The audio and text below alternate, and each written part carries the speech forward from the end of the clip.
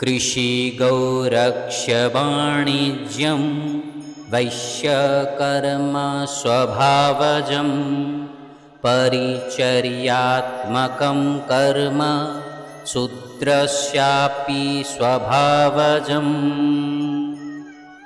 बंधुगण, एठारे वैश्य एवं शूद्र वर्णर आलोचना करा जायछि। वैश्य मानकर स्वभाव राजसिक एवं तामसिक गुण मिश्रित थिला। सेथिपाई सेमाने वाणिज्य एवं कृषि द्वारा धन उपार्जन करुथिले। सेमाने देशर अर्थनीतिर सुरक्षा करुथिले एवं अन्य वर्गर लोकंक पई कर्म नियुक्ति सृष्टि करुथिले। ता छड़ा धर्मार्थ परियोजना माध्यमरे सेमाने निज पाखरे थिबा अर्थर वितरण समाजर अभावग्रस्त वर्गंक मध्यरे करुथिले।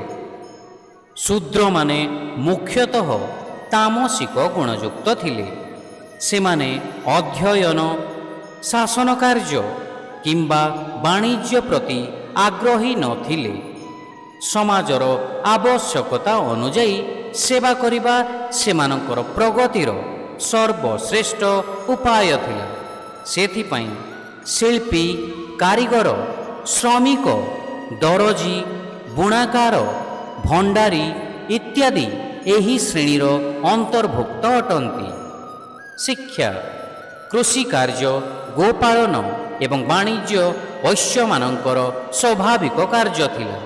शूद्र मानकर श्रम द्वारा सेवा करिबा स्वाभाविक कर्तव्य थिला।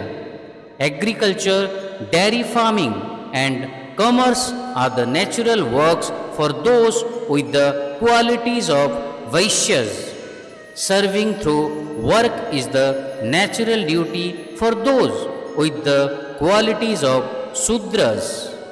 Hare Krishna.